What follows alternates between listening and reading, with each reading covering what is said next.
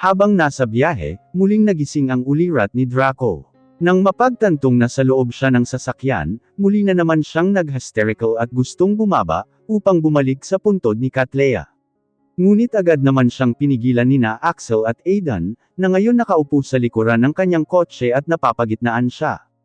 Hanggang ngayon, hindi pa rin niya matanggap sa sarili na wala na ang kanyang asawa. Parang gusto na niyang mamatay. Ilang sandali pa ay dumating na sila sa harap ng mansyon ni Draco. Subalit hindi nila inaasahan na pagbaba ni Draco ng sasakyan, ay agad siyang sinalubong sa mukha ng mga galit na suntok ni Raven. Napaawang ang kanilang mga labi, nang masaksihan na hindi man lang lumaban ang kanilang kaibigan. Bagkus patuloy pa rin itong iniinda ang lahat ng sakit na tinamo ng kanyang katawan. Ano ha? Lumaban ka. Hinayaan kong mapunta sa'yo si Kathleen, dahil akala ko minahal mo siya. Pero ikaw din pala ang nanakit sa kanya. Kahit anong suntok at tadyak ang ginawa ni Raven, ay hindi pa rin siya lumalaban. Ang lahat ng mga bagbog at sakit na natamo ng kanyang katawan, ay hindi maikukumpara sa sakit na nararamdaman ng kanyang kalooban. Umangat siya ng tingin kay Raven, pinukulan niya ito ng nakakainsultong mga tingin, at saka mapaklang ngumiti bago nagsalita. Iyan lang ba ang kaya mong gawin? Half-brother, bakit hindi mo na lang ako tapusin ngayon ha? Maliban sa nakaganti ka na, pasasalamatan pa kita, dahil sa ngayon gusto ko nang mawala. Kaya gawin mo na ang lahat ng gusto mong gawin sa akin, para matapos na ang lahat. Hindi na ako makapaghintay na makasama ang aking anak at asawa. Umiyak na naman itong muli pagkabigkas ng kanyang asawa. Biglang natigilan si Raven sa huling sinabi ni Draco. Kung kanina'y gusto na niya itong patayin, dahil sinisisi niya ito sa pagkamatay ni Kathleen, ngunit ngayon napalitan ng awa ang kanyang nararamdaman para kay Draco. Draco, minahal ko rin si Kathleen. Kaya ko siya hinayaan sa piling mo. Dahil alam kong ikaw lang ang mahal niya. Pero sa nakikita ko ngayon sa'yo, alam mo bang mas nakakaawa ka? Sa tingin mo ba, maging masaya si Kathleen, ang makikitang nagkakaganyan ka? Sa kalagayan mo ngayon, mas lalo mo lang napatunayan na hindi ka karapat-dapat sa pagmamahal niya. Namatay na nga siya, ngunit wala ka man lang ginagawa para pagbayarin ang mga taong may gawa nito sa kanya. Ayon sigurado akong nagsasaya na ang mga kalaban mo, dahil hinayaan mo na magtagumpay sila. Nasaan na ang Monster Draco na nakilala ko ha? Gumising ka, at patunayan kay Kathleen ang ang inang pagmamahal mo na yan. Nagtitimpi sa galit si Raven, habang dinuduro sa dibdib ang kanyang kapatid. Naiinis siya sa sitwasyon ngayon ni Draco. Tinapunan muna niya ito ng nagbabagang tingin, bago umalis at sumakay sa kanyang kotse. Para namang natauhan si Draco sa lahat ng mga sinabi ni Raven. Iniinda niya ang sakit ng kanyang buong katawan, at mabilis ang mga hakbang na pumasok sa silid nilang mag-asawa. Upang lalo lamang siyang nalunod muli sa kalungkutan. Nang maamoy pa rin niya ang katawan ng asawa sa higaan. Pakiramdam niya katabi niya pa rin ito. Kinuha niya ang lahat ng pinaghubarang damit nito na hindi pa nilalabhan. At dinala lahat sa kanyang dibdib, habang niyayakap na umiiyak. Nasa ganoon siyang ayos, nang mapansin niya ang divorce paper na nakalatag sa gilid ng kama. Nanginginig ang kanyang mga kamay, habang tinatitigan ng mga nanlalabo niyang mga mata, ang pirma ni Kathleen sa divorce paper na hawak niya. Kathleen, dumadagandong ang kanyang boses, habang sinisigaw ang pangalan ng asawa. Magkahalo ang galit, pagsisisi at pangungulila sa tono ng boses niya. Pinapangako ko Kathleen, makikita nila lahat. Ang ganti ng isang Draco del Fuego. Sisiguraduhin kong magbabayad, ang mga taong naging dahilan, kung bakit nasira ang masayang pagsasama natin. Ilang sandali pa siya sa ganoong ayos, hanggang sa tuluyan na siyang nakatulog, dahil sa sobrang pagod at pag-iyak. Napailing na lang ang mga matatalik na kaibigan ni Draco, nang mabuksan nila ang silid nito, at makita siyang parang walang buhay na nakabulagtas sa kama, habang napapalibutan ng nakakalat na mga damit ni Kathleen. Hindi nila lubos maisip na darating ang araw na ito sa kaibigan nila. Kilala si Draco sa pagiging mailap, at mainitan ang ulo pagdating sa mga babae. Ngunit hindi nila akalain na malalim pala ito kung magmahal. Napabayan na niya ang kanyang kumpanya, dahil sa pagkawala ni Kathleen. Mas naawa at nagigilty si Axel para sa kanyang kaibigan, pero alam niya na kapag sinabi niya dito na buhay pa ang kanyang pinsan, ay hindi ito titigil hanggat hindi niya ito nakikita, susundan pa rin niya ito sa Amerika.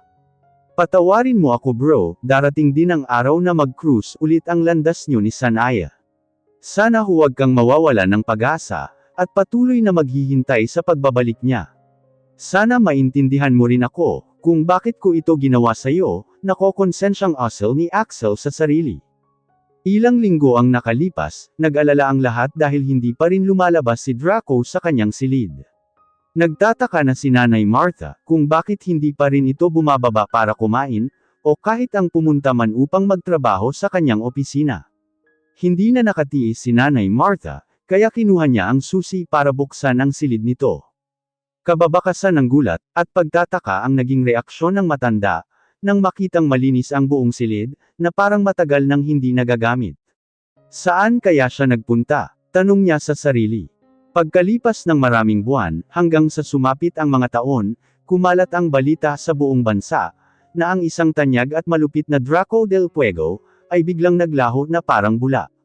Mayroon namang balita, na hindi na raw ito lumalabas ng kanyang silid, hindi na kumakain, at parang wala ng ganang mabuhay, kaya ito nagpakamatay, sapagkat hindi nito matanggap sa sarili, na wala na ang kanyang asawa at anak.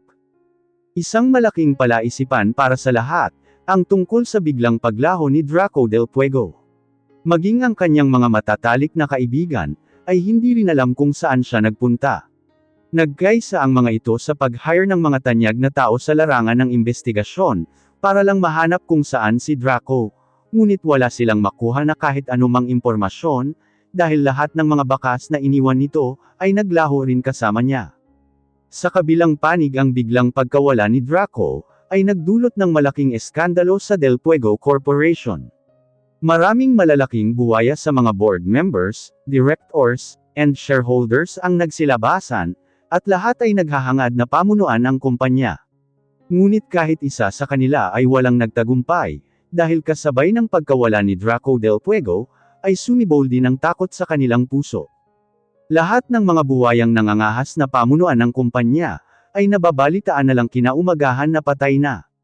Ang karamihan sa mga dahilan ng pagkamatay nila ay suicide, o sadyang nagpakamatay. Wala man si Draco ngunit nanatili paring nasa tuktok ng pyramid ang Del Fuego Corporation, na siya namang ipinagtataka ng lahat, dahil hindi nila alam kung sino ang makapangyarihang tao ang namamahala sa likod nito. 7 years later, sa isang pribadong isla, makikita ang isang matangkad at matipunong lalaki, na nakatayo sa isang malapad at mataas na bato, habang nakaharap sa dagat. Minamasdan niya ang bawat hampas ng mga alon sa dalampasigan. Mababakas pa rin sa kanyang mukha ang lungkot, at pangungulila sa mga mahal niya sa buhay. Araw-araw, lagi siyang ganito, umaasa na sana buhay pa ang kanyang asawa at anak. Minsan, nawawala na siya ng pag-asa upang mabuhay, ngunit sa tuwing maalala niya ang pangako nila sa isa't isa noong magkasama pa, bumabalik kaagad ang lakas niya, at patuloy na lumalaban sa hamon ng buhay. Lagi niyang naalala ang naging pag-uusap nila ng asawa, noong nabubuhay pa ito. E paano nga kung hindi na talaga ako magigising babe? Ano ang gagawin mo? Magpapakamatay ako Katlea, walang silbi ang buhay at pinaghirapan ko, kung wala ka naman sa tabi ko. Huwag mo ngang sabihin yan babe, kung darating man ang araw na paghiwalayin tayo ng tadhana, at kung sakali mang mauuna akong mawala sa mundong ito, isipin mo lagi na malulungkot ako, kapag kinitil mo ang buhay mo, nang dahil lang sa akin. Kaya huwag na huwag mong gawin yan, para lang sumama sa akin sa kabilang buhay. Ganon. E di maghihintay na lang ako, kung kailan ako magkakasakit, tapos pipiliin ko yung sakit na walang lunas, nang sa ganon mabilis akong makasunod sa'yo sa kabilang buhay.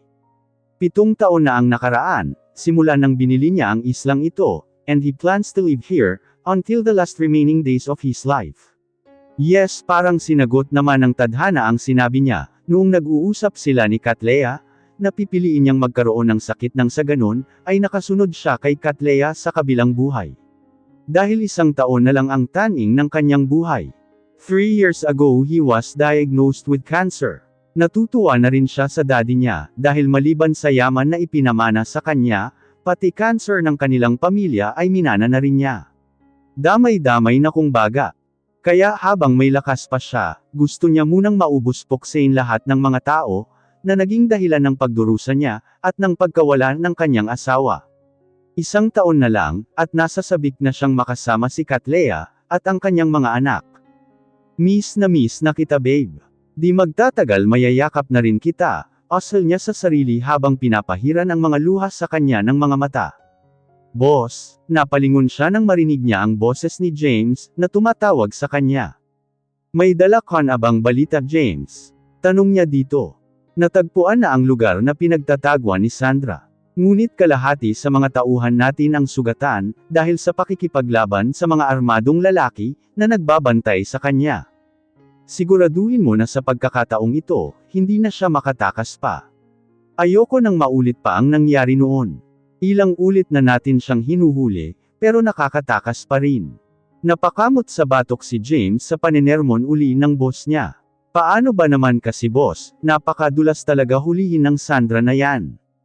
Simula noong pinatanggal mo siya bilang modelo sa industriya, may kung anong malakas na puwersa na ang humahawak sa kanya.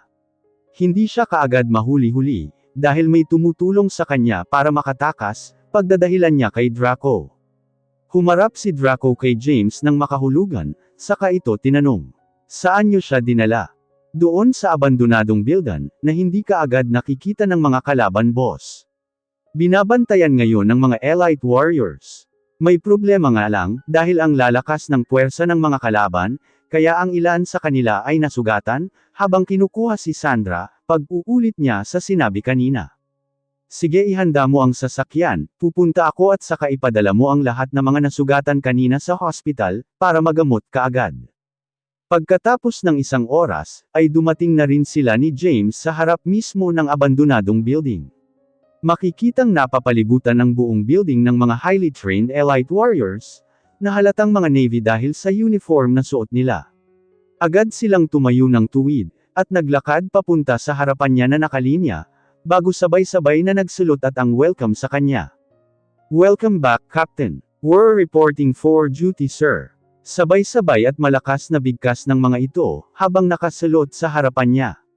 Sumaludo na rin siya pabalik sa mga ito, bago pumasok sa loob ng abandonadong building. Ganon na lang ang pagkagulat ni Sandra, nang makita ang madilim na anyo ni Draco. Habang nakatitig sa kanya, bagamat may nakalagay na busel ang kanyang bibig. Kahit gusto niyang sumigaw ay hindi niya magawa. Nasa loob siya ng abandonadong building. Na hindi niya alam kung saang gubat naroroon. Pero umaasa siyang hindi magtatagal. Ay matutunton na rin siya ng mga tauhan ni Madam Mia. Upang tulungang makatakas. Natatakot siya sa maaring gawin ngayon ni Draco sa kanya. Mas lalo siyang nanginginig nang makitang papalapit si Draco, kaya impit siyang pumikit habang hinihintay ang katapusan niya. Ngunit ilang minuto na ang nakalipas, ay wala pa ring kahit anong masasakit na bagay ang damapo sa kanyang balat. Nagdilat siya ng mga mata, para lamang masindak ng kanyang makita, na hawak-hawak na ni Draco ang maliit na hairclip, na kanina lang ay nakaipit at nakatago sa buhok niya. Sa tingin mo ba hindi ko alam kung anong klaseng hairclip ta? Kaya pala, hindi ka mahuli-huli ng mga tauhan ko dahil dito ha. Kung dati nakakatakas ka pa, ngayon sisiguraduhin kong hindi mo na naisin yun dahil sa gagawin ko sa'yo, madiin niyang sabi, sabay kuha ng lighter sa bulsa at sinunog ang hairclip. Pagkatapos sunugin ang hairclip, ay senanyasan niya ang kanyang mga tauhan na tanggalan ng busel si Sandra sa bibig para makapagsalita ito kapag tinatanong niya. Sandra, ngayon sabihin mo sakin, kung sino ang nag-utos sa'yo, para i-frame up noon si Catlea. Huwag kang magkamali na magsinunagling sakin, dahil dadagdagan ko ang parusa sa'yo. Huwag ka na ring umasa na matutulungan ka pa ng mga taong humahawak sa'yo, dahil sinunog ko na ang spy camera sa hairclip mo. Nagtataghis ang mga bagang niya, habang kinakausap si Sandra. Nadagdagan ang takot ni Sandra, nang makita ang nag-aapoy na mga mata ni Draco, walang nag-utos sa akin. Kaya ko lang naman ginawa iyon, dahil sa sobrang pagmamahal ko sa'yo. Noon pa man alam mong mahal na kita. Kaya nung nalaman ko na nagpakasal kayo ni Catlea, ay ginawa ko lahat para maaga kita, umiiyak na sagot niya. Isang tanong ko pa ulit Sandra. Sino ang taong humahawak sa'yo? Nag-aalinlangan si Sandra na sumagot. Sandra, sigaw ulit ni Draco. Agad siyang napasigaw sa takot, nang marinig ulit ang boses ni Draco na nanginginig sa galit. Maawa ka Draco, maniwala ka, nagawa ko lang yun dahil sa pagmamahal ko sa iyo. Shut up! Sigaw ni Draco upang pigilan ang anumang sasabihin pa sana ni Sandra. Kaunti na lang ang pasensya ko Sandra. Alam mo ba, sa ginawa mo namatay ang asawa't anak ko. Kaya huwag na huwag mong gawing dahilan sa akin yang pagmamahal mo na yan, dahil simula't sapol, sinabi ko na sa'yo noon pa, na hindi kita mahal. Wala akong nararamdaman sa'yo, pero bakit mo pa dinamay ang asawa ko? Umiiyak sa galit si Draco, habang nagsasalita. Patawarin mo ako Draco, masyado akong nabulag sa pagmamahal ko sa'yo. Hindi ko alam noon na buntis si Cattleya. Humahagulgol na sagot ni Sandra sa kanya. Pues, patawarin mo rin ako sa gagawin ko sa'yo Sandra. Binigyan na kita ng chance noon. Pinatanggal lang kita bilang modelo. Ngunit hindi mo ipinasok sa isip mo, na iyon ang huling warning ko sa'yo. Hindi mo ako masisisi dahil lumagpas ka sa pinaka-bottom line ng buhay ko, at si Cattleya yun, anong ibig mong sabihin Draco? Hinuberan ko lang si Cattleya, at inutusan ang lalaking nasuhulan ko, para pamatong sa ibabaw niya habang nakahubad. Wala namang nangyari sa kanya diba? Hindi mo pwedeng gawin sa akin to Draco, maawa ka, natatarantang paliwanag ni Sandra. Kung ano ang ginawa mo kay Cattleya noon. Sisingilan kita ng triple ngayon. Lahat ng pait at sakit na naranasan niya, ipaparamdam ko rin sa'yo ang mas higit pa. Gagawin kong miserable ang buhay mo, hanggang sa idasal mo na lang na sana tinapos na lang kita. Saka nito senanyasan ang 10 niyang tauhan, upang lapitan si Sandra. Ihatid niyo siya sa mga yakuza na bibili sa kanya. Tinawagan ko na ang kukuha sa kanya sa airport. Siguraduhin ninyong hindi siya makakatakas. Sabay na tumungo ang 10 tauhan niya, bago kinaladkad si Sandra palabas ng building. Sumunod na rin si James sa kanila. Nagsisigaw si Sandra, habang lumalaban sa 10 lalaki na nagbuhat sa kanya, upang ibenta sa mga salbahing yakuza. Draco, Draco, maawa ka, bitawan niyo ako, mga walang hiya kayo, gaganti ako, tandaan mo yan Draco. Kahit malayo na si Sandra, maririnig pa rin ang mga sigaw at pagbabante niya. Malalim ang buntong hininga na pinakawalan ni Draco, bago pinahid ang mga luha sa kanyang mga mata, at saka lumabas na rin ang building na yon. Kinausap muna niya ang isa sa mga elite leader ng Team Delta, at binigay ang ilang mga instructions niya sa mga ito, bago tuluyang umalis pabalik ng isla. Ilang oras na ang nakalipas, simula nang ibenta niya si Sandra sa mga yakuza, at hindi siya nagsisisi sa ginawa niya, bagkus parang nabawasan ng ilang tinak ang kanyang puso. Marami pa siyang dapat asikasuhin sa loob ng 1 taon, na pamamalagi niya dito sa mundo. Gusto niyang bago siya mawala, lahat ng kanyang ari-arian ay ibibigay niya sa mga foundations at bahay ampunan. Isa na dito ang bahay ampunan kung saan natagpuan si Cattleya, ng mga nag-ampon sa kanya noong bata pa siya. Kahit dito man lang makapagpasalamat siya, dahil naging bahagi sila ng nakaraan ng kanyang asawa. Kinuha niya ang kanyang SIM card na 7 years na niyang hindi ginagamit. Sinadya niyang itago ito, para hindi siya matrace ng mga taong naghahanap sa kanya. Pagkatapos ng libing noon ni Cattleya, ay totoong hindi na nga siya lumalabas ng bahay. Walang nakakaalam na ang malaking salamin na nakadikit sa wall ng kanyang silid ay isang sikretong pintuan, na kapag pindutin mo ang maliit na button sa gilid, ay kusang babukas ito. Pagpasok mo ay kusa rin itong sasara. At makikita mo ang isang maliit na hagdan na pang-isahang tao lang ang magkakasya pababa direkta sa basement. Sa ilalim ng basement ay may sekretong lagusan din, na sadyang pinagawa niya diretsyo palabas ng tunnel. At sa labas ng tunnel makikita ang matataas na mga kahoy, at may isang lumang bahay kubo. Doon nakapark ang 2 pinaglumaan niyang kotse na matagal na ring hindi nagagamit.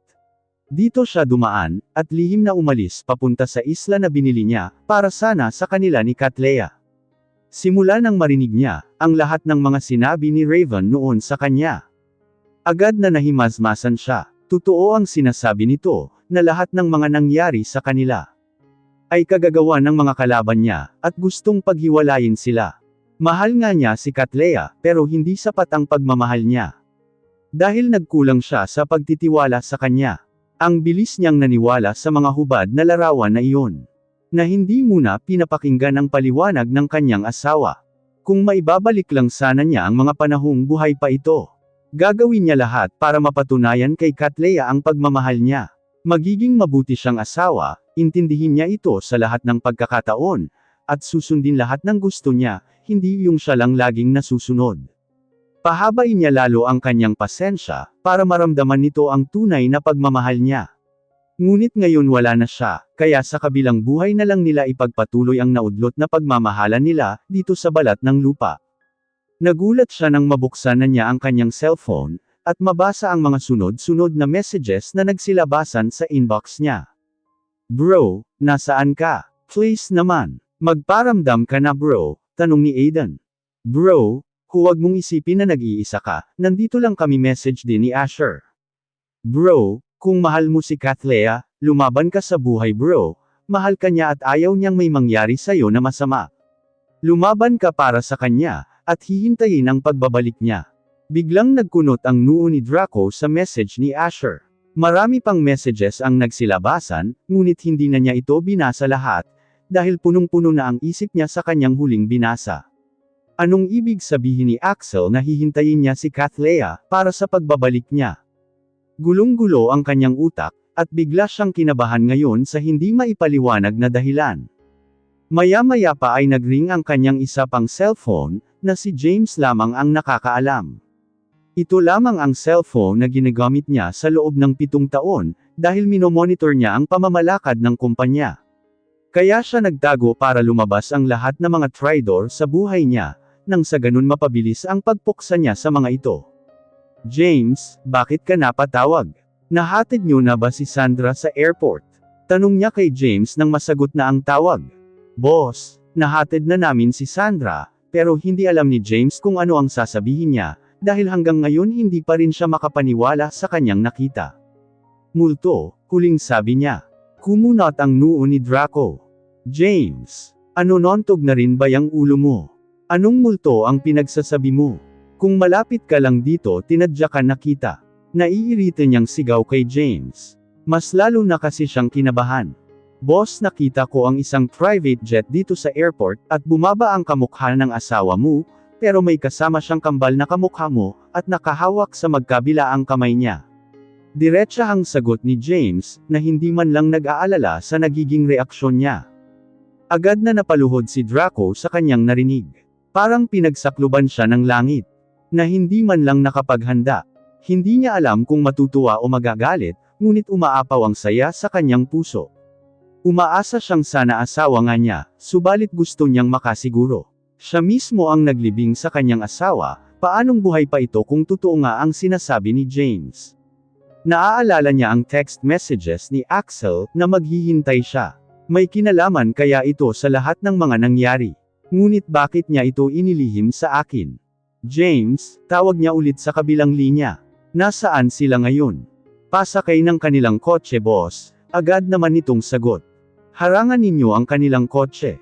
Huwag niyong hayaan na makaalis sila, parating na ako. Ngunit bago pa man siya makahakbang, narinig niya ulit ang sagot ni James. Hindi namin magagawa ang pinag-uutos mo boss. May 100 na mga naka-uniform na bodyguard ang nakapalibot sa kanila. Ang dalawa sa mga ito ay karga-karga ngayon ang kambal, na talagang kamukha mo. Gulat na gulat si Draco sa kanyang narinig na sinabi ni James. Ano ba talaga ang nangyari? Mayroon ba akong hindi nalalaman? Ngunit bakit? Nalilito niyang tanong sa sarili.